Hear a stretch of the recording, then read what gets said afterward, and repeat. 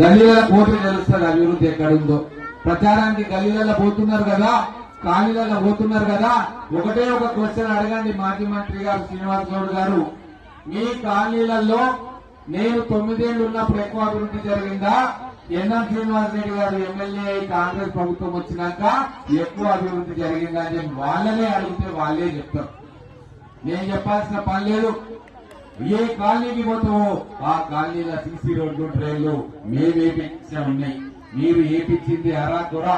మేము ప్రతి కాలనీకి కూడా 150 కోట్లు పెట్టి సీసీ రోడ్లు ట్రైన్లు వేపించాం.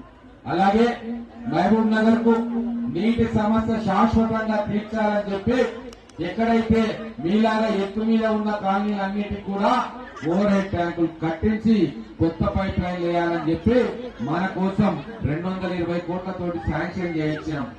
అది ఆ పని తొందరలోనే మొదలు కాబోతా ఉంది. మీ ఏ కాలనీల బస్తీలో చూసినా డ్రైనేజ్ నీళ్లు బయట రోడ్డు మీద ప్రవహిస్తుంటే మన పిల్లలు గాని పెద్దలు గాని అనారోగ్యం పాలవుతా ఉన్నారు. కాలనీలలో డ్రైనేజీలు లేవు.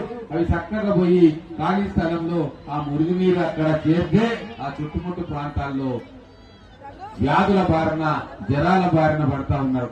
మొత్తం శాశ్వత పరిష్కారంగా 600 కోట్ల రూపాయలతోటి underground drainage system Mahbubnagar పట్టణానికి తీసుకొచ్చినాం. పనులు కాబోతా ఉన్నాయి. రాబోయే 3-4 సంవత్సరాల్లో మహబూబ్ నగర్ అద్భుతంగా తీర్చిదిద్దుతాం. గౌరవ ముఖ్యమంత్రి రేవంత్ రెడ్డి గారు మహబూబ్ నగర్ కోసం ఎన్ని 100 కోట్లైనా ఖర్చు పెట్టడానికి సిద్ధంగా ఉన్నారు. అలాగే మేమందరం కూడా ఎమ్మెల్యేగా నేను ఇక్కడ నాయకులు ప్రతి కాలనీ అవసరాలను బస్తీ అవసరాలను దృష్టిలో పెట్టుకుని వాళ్ళకు కావాల్సినవన్నీ కూడా చేస్తా ఉన్నాం. అమ్మా మీకు 2 విషయాలు చెప్పాలి. ఈ రోజు బీఆర్ఎస్ ప్రభుత్వంలో డబుల్ బెడ్రూమ్లు ఇస్తా అని చెప్పి 9.5 ఏళ్లు మీ అందరినీ కూడా ఆశ పెట్టి ఓట్లు వేయించుకున్నారు.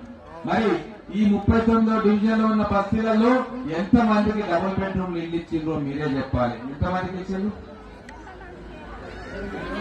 7 మందికి వచ్చిందట. మేము వచ్చిన 2 సంవత్సరాల్లో మేము ఎంతమందికి ఇచ్చినాం? 65 మందికి ఇందిరమ్మ ఇండ్లు కట్టియడానికి శాంక్షన్ చేస్తే వాళ్ళు కట్టుకుంటున్నారు. మరి 8 ఏళ్లలో వాళ్ళు 5-6 మందికి ఇస్తే 2 సంవత్సరాలలో మేము 68 మందికి ఇచ్చినాం. ఎవరు మంచిగా పరిపాలన చేస్తున్నారో ఈ లెక్కలు చాలు. మళ్ళా ఏప్రిల్ తర్వాత మళ్ళా ఇంకా 43 శాంక్షన్ అయినవి ఉన్నాయి. అంటే దాదాపుగా 130 ఇండ్లు ఈ డివిజన్ కి ఇచ్చినాం.